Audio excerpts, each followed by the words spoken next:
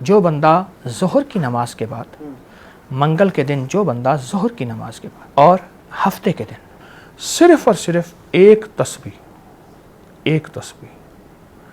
یا قادر ہو یا نافع ہو.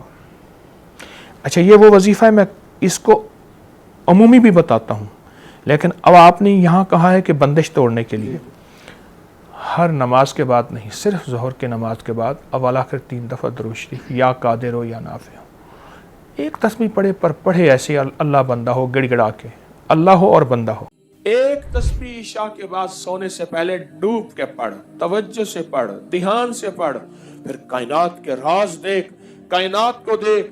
بعض لوگوں نے مجھے بتایا ہمیں جاگتی آنکھوں سے فرشتے نظر آئے، جاگتی آنکھوں سے جنات نظر آئے، جاگتی آنکھوں سے جنت نظر آئی، جاگتی آنکھوں سے جہنم نظر آئی، جاگتی آنکھوں سے قبر کے حالات نظر آئے، اور جاگتی آنکھوں سے لوگوں کے سینے کے راز نظر آئے، کائنات کے راز نظر آئے. یا علیم علمنی، یا خبیر اخبرنی، یا وہاب حبلی من اسرار الدنیا والآخرہ. بہت طاقتور دعا ہے.